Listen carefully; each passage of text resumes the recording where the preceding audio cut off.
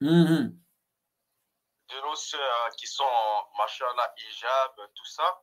Mais c'est souvent, en fait, des sœurs, en fait,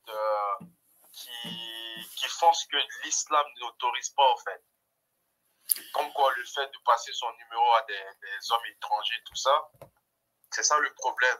C'est ça, en fait, ce problème qu'il y a dans la société, c'est qu'il y a des sœurs, elles portent le hijab, au fait, sans, en fait, la science qu'il faut avec ce hijab.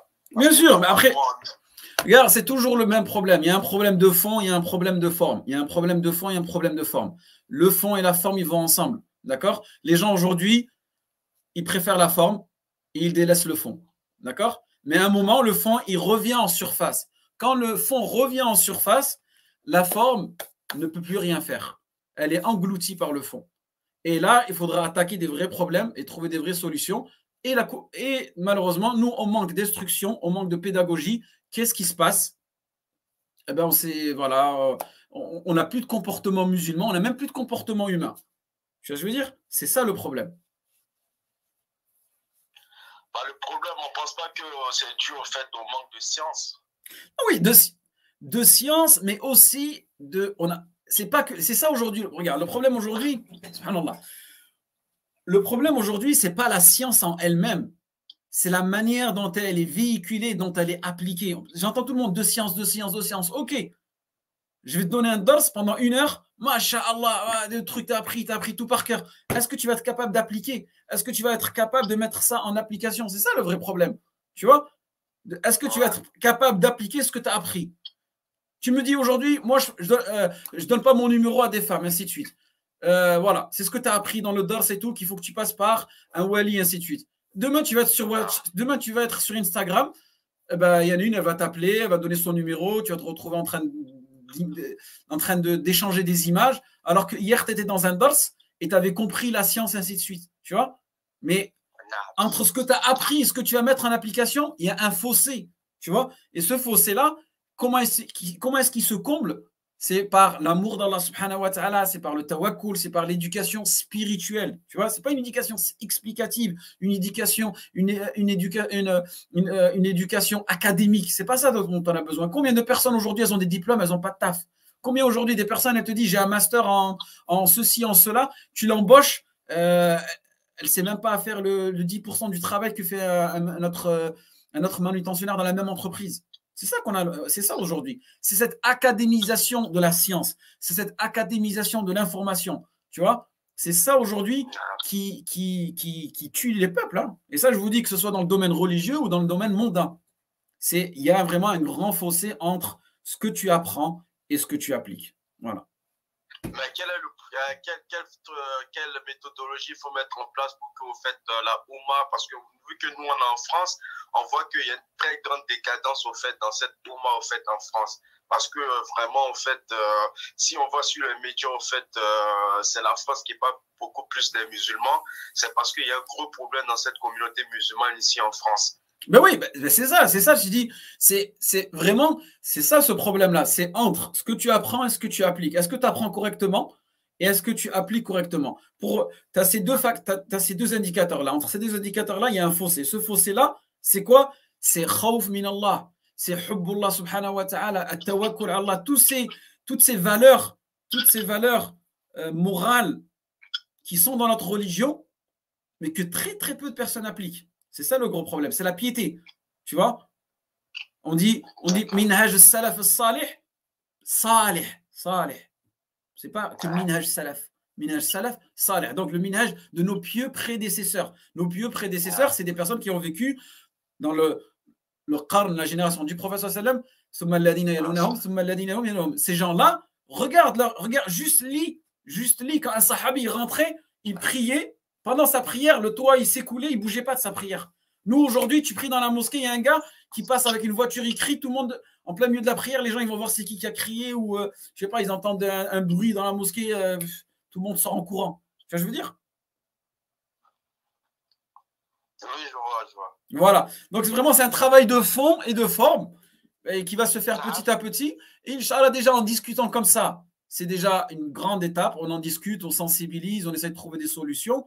Et petit à petit, alhamdoulilah, Aujourd'hui, tu en as pu en parler, tu en parles à une autre personne, moi j'en parle à une autre personne. Et voilà, comme le prophète sallallahu alayhi wa sallam, comment est-ce qu'il a commencé sa da'wah? Il était tout seul, il a eu des sahaba qui l'ont suivi. Omar, Ali, radiallahu anhu, ça a grandi petit à petit jusqu'à ce qu'il est sorti de la Mecque, il est parti à Médine et l'islam, il a grandi de manière comme ça. Et en vérité, c'est cette da'wah du prophète sallallahu alayhi wa sallam que nous, on peut reproduire à notre niveau, selon nos moyens.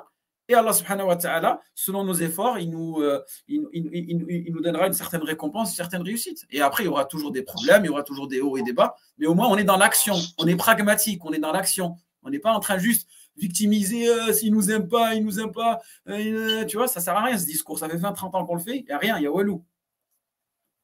Mais après, en fait, toi, tu as cette initiative, tu as cette bonne intention de pouvoir en fait, faire la dawa, en fait, chacun explique à l'autre tout ça. Mais dans cette communauté, en fait, on voit que chacun d'entre nous n'a pas le soutien de son frère. Parce que lorsque l'autre se met, par exemple, sur la vraie sunna du prophète qui essaye d'appliquer, qui fait de son effort pour appliquer la sunna, c'est ce dernier-là qui est beaucoup, en fait, indexé par ses propres frères en islam. Oui, ben c'est ça le problème. C'est ça que je vous dis aujourd'hui. Crois-moi, si tu es quelqu'un, tu es sur la sunna, tu es pieux, crois-moi, si tu es quelqu'un de pieux, mais pieux dans tous les sens de son terme. Pieux, c'est pas juste halal, haram, toi t'es pas bien, tu dénigres les autres, parce que moi je suis meilleur que toi, moi je prie, j'ai la barbe, je porte le qamis, et j'étudie Kitab et Tawhid, je suis meilleur que toi. Non, c'est pas ça la piété, attention.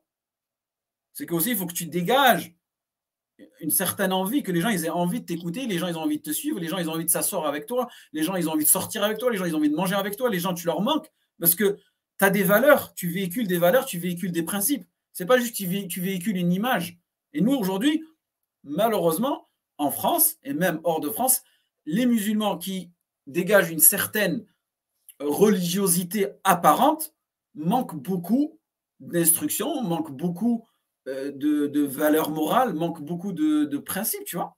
Moi, je me rappelle, il y avait un cheikh, il avait un appartement, c'est un frère qui me racontait, il avait un appartement à louer, et donc le frère, il dit, il va voir le cheikh, oh, alhamdoulilah, le frère, c'est un talib al-ilm, mais il est sur le minage, il est droit et tout. C'est le cheikh ce qu'il lui a dit.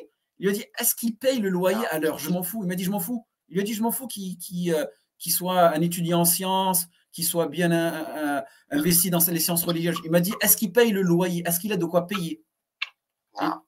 Mais tu vois ce qui était le problème? Le problème, c'est pas parce qu'est-ce qu'il avait la barbe ou est-ce qu'il a la capacité de payer? Qu'est-ce que ça veut dire payer?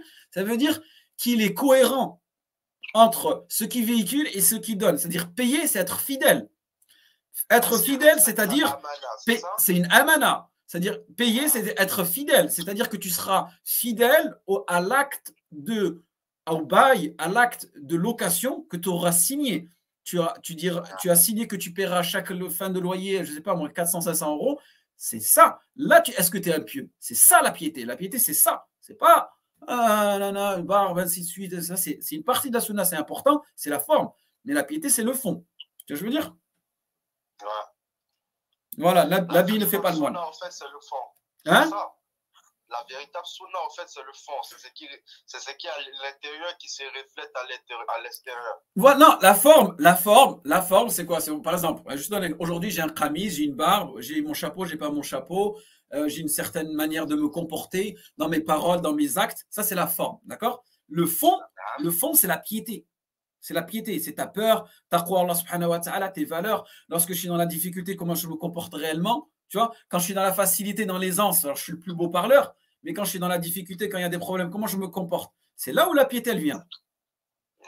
Tu vois ce que je veux dire? Voilà. Et même aujourd'hui, je parle dans la télé, ça ne veut pas dire que je suis là, je parle devant vous, c'est-à-dire que je suis la meilleure des personnes. J'ai mes faiblesses, ça aussi, il faut le comprendre. Et aujourd'hui, c'est pas parce que je porte un habit, je porte un thobe, je porte une barbe, que voilà, je suis l'exemple et que je n'ai pas le droit à l'erreur. Ça aussi, il faudra le mentionner dans un truc, que je suis infaillible. La seule personne qui est infaillible, c'est le prophète sallallahu alayhi wa sallam. D'accord? C'est-à-dire que les prophètes et les messagers, ils sont infaillibles. Infaillibles, c'est-à-dire que la manière dont la religion leur a été transmise, elle est sans erreur. Il n'y a pas d'erreur, ils ne commettent pas d'erreur. Le prophète sallallahu alayhi wa sallam ne commet pas d'erreur dans la transmission de son message. Parce que son message, il vient de Allah subhanahu wa ta'ala. C'est-à-dire